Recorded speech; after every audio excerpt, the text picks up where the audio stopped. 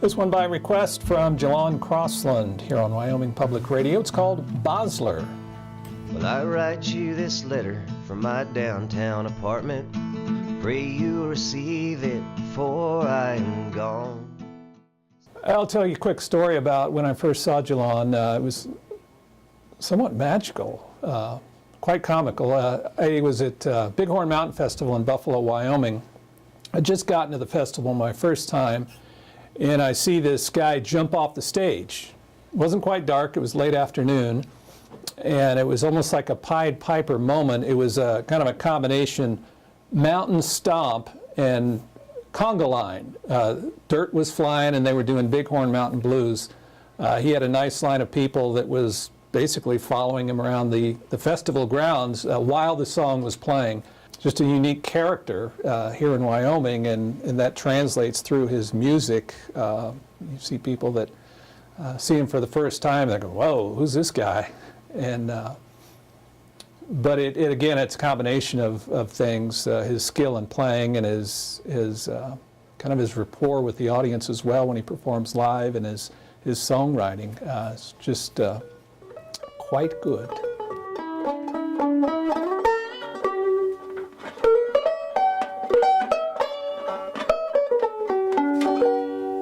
My name is Jalan Crossland, son of Frank Crossland, son of Joseph Johammad Crossland of the clan Crossland.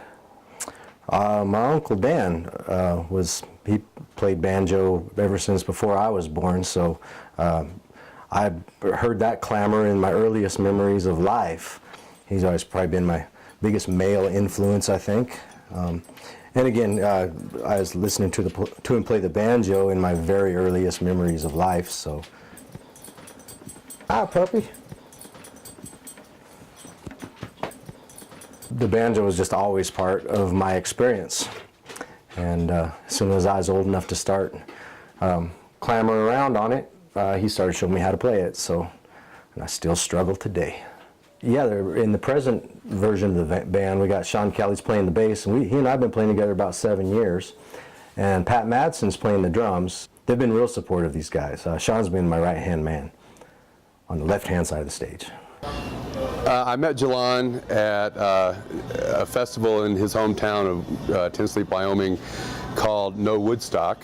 He always invites the musicians playing at the festival to come pitch a tent in his yard and play. The story I would tell is from the weekend that I met him at the No Woodstock Festival, and the first night I slept in his yard. You know, I mean, it was amazing how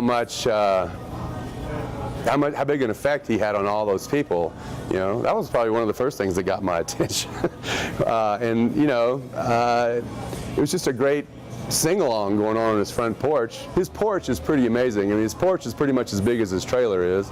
It faces south, and I mean, it's covered in vines, and he's got a big sousaphone that's a lamp. I don't know, and just that scene on the porch was one of the first things that really attracted me to him. There's a chemistry, you know, that it's familiar to me the instant I start playing, and it just is really comfortable, you know.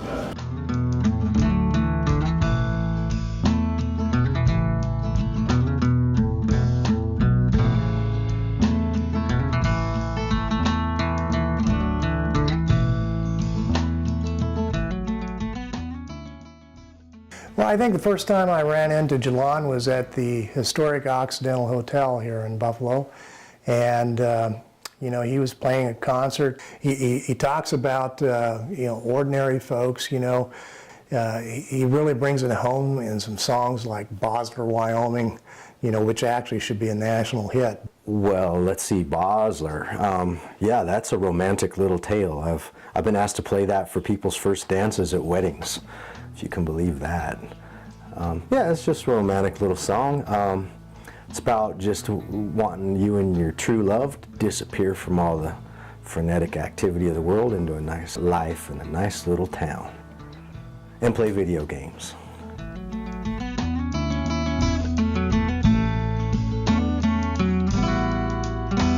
And the wind may blow, the rain may pitch, TV may blare while the neighbors all bitch.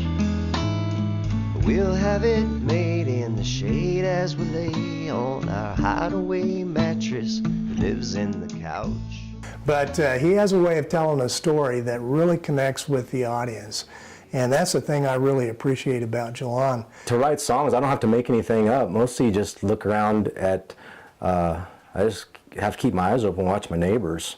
The other remarkable quality about Jalon is that he sings about Wyoming. He sings about people in Wyoming. He sings about places in Wyoming. I was always just wanted to be a guitar player, and started writing songs so that I'd have my own songs to sing and songs to play guitar over. I mean, he is a homegrown artist here, and I think one of the best in the country in that genre.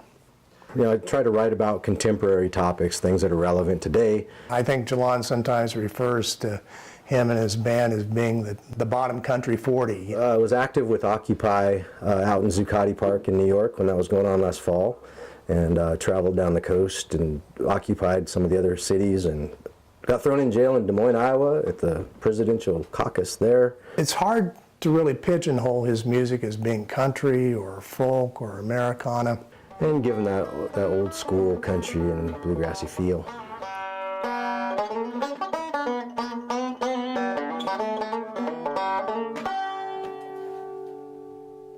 Well, I've been to Nashville and Austin and all kinds of places, but there's nothing I really want in the big city except to visit and come back home to Wyoming, because this is home, and I have 4 generations of family here, and all my friends are here, and gosh, all the inspiration for the songs are here too. So, I mean, I didn't really choose Wyoming. It's just always, I like the banjo. It's just always been. So I don't want to go nowhere else.